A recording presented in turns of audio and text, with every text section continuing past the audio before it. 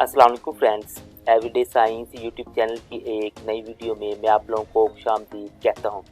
दोस्तों, आज की इस वीडियो में हम 8th क्लास का जो मैथ का पेपर होगा 2022 के लिए स्कूल बेस्ड असेसमेंट का, उसका ऑब्जेक्टिव पार्ट डिस्कस करेंगे कि वो किस किस्म का ऑब्जेक्टिव पार्ट्स आएगा।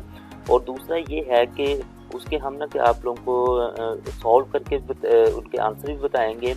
ये जो हम पेपर डिस्कस करेंगे ये पैक यानी पंजाब एग्जामिनेशन कमीशन की ऑफिशियल वेबसाइट पर मौजूद है, तो इसलिए ये आप लोगों को 8th क्लास के पेपर जो आप लोगों का इम्तिहान होना है नेक्स्ट मंथ, इसमें बहुत ज़्यादा ना कि मदद फराहम करेगा। तो इसलिए इस वीडियो को आप लोग एंड तक देखें। तो सबसे पहले हमारे पास जो एक सवाल आएगा वो पहले चैप्टर में है कि वो सब सेट के मुतल्लिक होगा। तो पूछ सकता है कि कोई भी हमारे पास एक सेट दे उसका सबसेट क्या होगा। तो इस केस में ए सबसेट ऑफ 0 व x इज, तो वो ये वाला होगा, बाकी तीनों रॉन्ग होंगे। नेक्स्ट है पावर सेट के मतलब। पावर सेट का हमें पता है कि हमने उसके सारे सबसेट लिखने होते हैं और एंड पे हमने ये ब्रैकेट डाल देनी होती है, तो इस तरह ये बी वाला ऑप्शन ठीक है। Which of the following is a rational number. Rational number की मैंने रैशनल और इरेशनल नंबर के मतलब लाजमी एक सवाल पूछता होता है, तो इसका मैंने इस चीज़ के ना कि मैंने एक वीडियो लहर से बनाई हुई, तो वो आप लोग आई बटन में उसका लिंक आ जाएगा या फिर डिस्क्रिप्शन में लिंक आ जाएगा, तो आप लोग उसे लाजमी देख लेना। तो इसमें ये रैशनल नंबर हमारे पास ये 16 जो है ये है। नेक्स्ट चौथा सवाल है वो स्क्वायर ऑफ 0.07 इज। स्क्वायर का मतलब है कि हमने ये 0.07 इसको इसी से ही मल्टीप्लाई कर देना, तो हमारे पास इसका स्क्वायर आ जाएगा। तो हम इसको इसी से मल्टीप्लाई करते हैं, हमारे पास ये आंसर आता है। तो नेक्स्ट हम पांचवें सवाल की तरफ चलते हैं। तो ये हमें 8/25 दिया हुआ है और उसका हमने स्क्वायर रूट उसने फाइंड आउट करवाया है। सबसे पहले तो हम इसे ना सिंप्लीफाई करते हैं।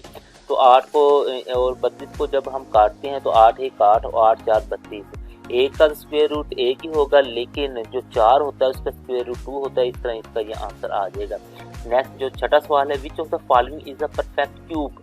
इनमें से परफेक्ट क्यूब कौन सा है, तो ये बी वाला था। परफेक्ट क्यूब हमने इसकी ना फैक्टराइजेशन करनी है।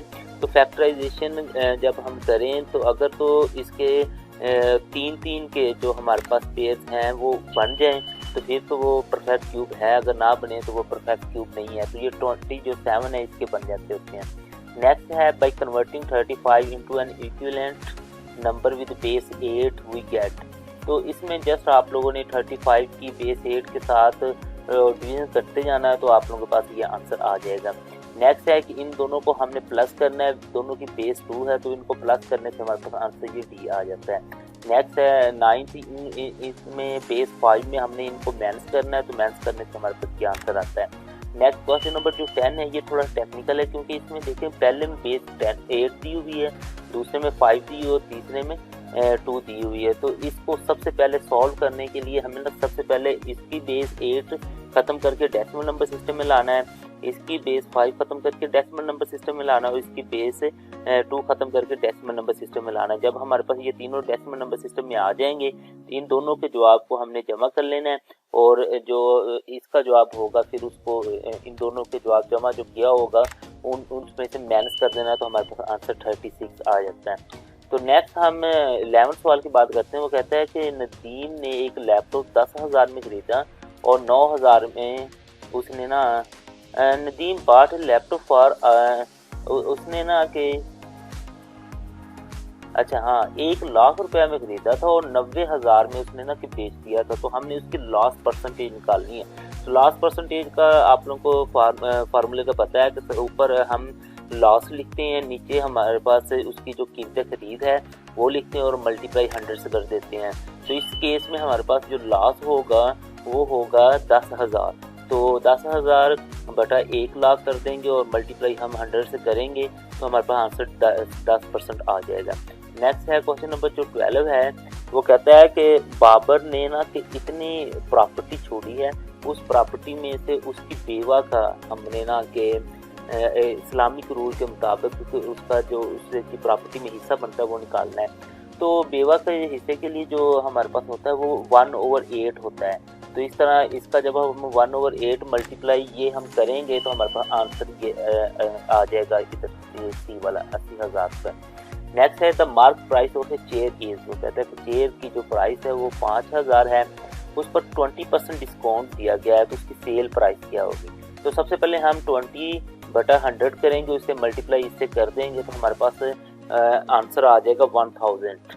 जो आंसर आएगा और उसको इसमें से जब हम मैनेज करेंगे, क्योंकि वो जो आंसर आएगा वो डिस्काउंट प्राइस होगी, तो डिस्काउंट हमारे पास 1000 का है, 1000 को जब हम 5000 में से मैनेज करेंगे तो हमारे पास ये 4000 जवाब आ जाएगा। नेक्स्ट है 14, ये कंपाउंड प्रोपोर्शन के हवाले से सवाल है।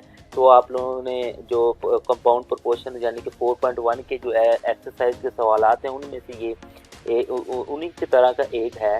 तो इसको आप जब आप कंपाउंड प्रोपोर्शन को सॉल्व करेंगे तो आप लोगों के पास ये आंसर 400 आ जाएगा।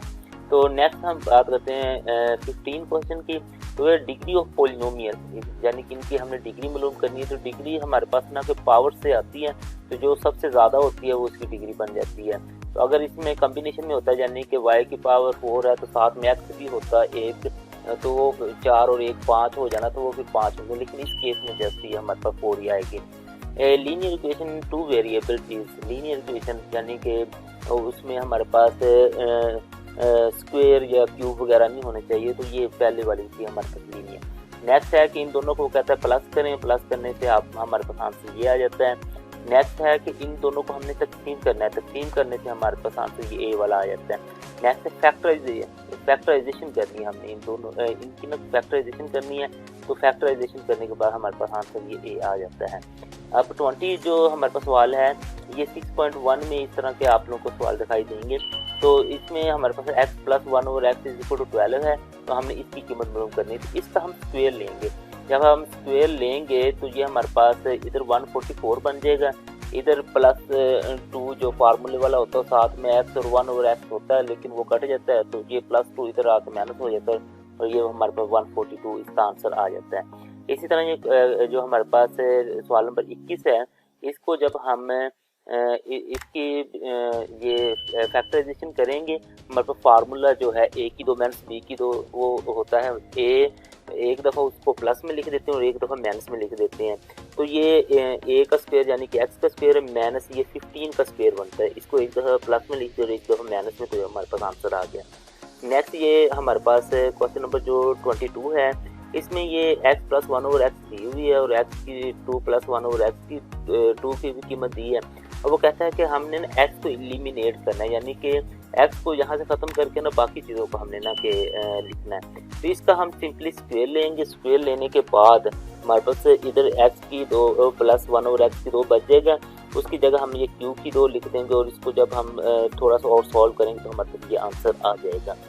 नेक्स्ट है 23 में हमारे पास ये एक दिया हुआ है, तो इसमें ये देखें कि ये वही फार्मूला बन रहा है कि ये यानी कि ये a का स्क्वायर और माइनस में हमारे पास b का स्क्वायर है, तो इसको एक दफ़ा जमा में लिख देना और एक दफ़ा माइनस में। तो ये देखें एक दफ़ा ये माइनस में लिख दिया और एक दफ़ा ये प्लस में लिख दिया, इसको नहीं हमने छेड़ना क्योंकि ये सारी रकम हमारे पास a के बराबर है। तो a+b और a+b ये दोनों में उसी तरह आएगा, जस्ट जो चीज़ चेंज होगी वो इस माइनस के बाद वाली होगी, इस दफ़ा एक दफ़ा माइनस में और एक दफ़ा प्लस में।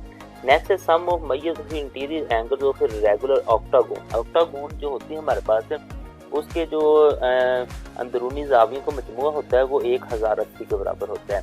नेक्स्ट है क्वेश्चन नंबर जो 25 है, इसे कौन हैज़ स्लांट हाइट है, उसके हाइट दे दी है, उसका रेडियस दे दिया है, तो उस टोटल सरफेस एरिया मालूम करना। तो हमारे पास इसका एक फार्मूला होता है, उसमें जब हम ये कीमतें पुट करेंगे तो हमारे पास ये आंसर 209 आ जाएगा। नेक्स्ट है in the given parallelogram the value of x is, यहाँ से उसने एक्स की वैल्यू मालूम की है। यहाँ पे आप लोग ये याद रखें कि ये जो हमारे पास डायगोनल है इस पॉइंट पे ना कि वो कट कर रहे हैं, तो ये वाली जो इसकी लेंथ है और ये वाली लेंथ ये दोनों बराबर होती है, यानी x+7 = 15 करेंगे, तो जब हम इसे सॉल्व करेंगे तो हमारे पास x की कीमत 8 आ जाएगी।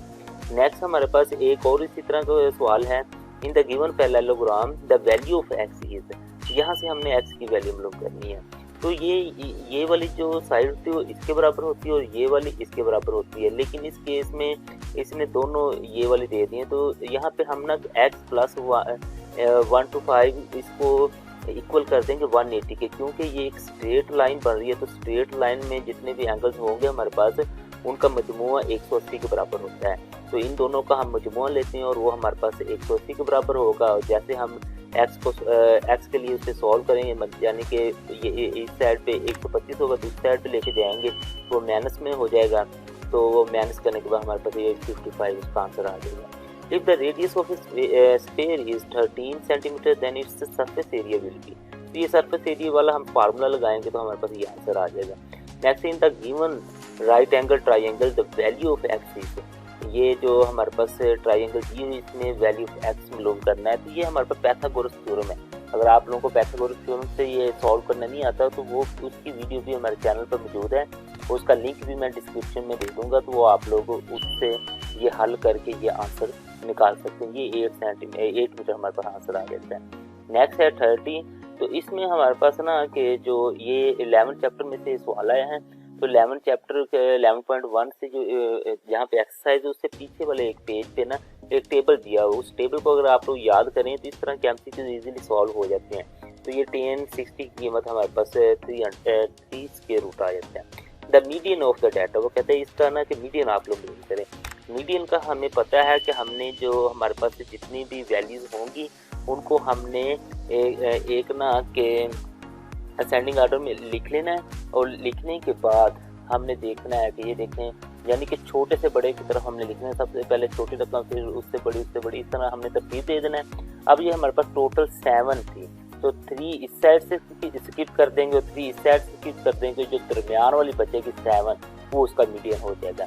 Next is the mod of the data. Mod का हमें पता है कि जो हमें वैल्यूज दी हो उसमें जो चीज़ सबसे ज़्यादा बार रिपीट हुई होगी वो क्या होगा, उसका मॉड होगा।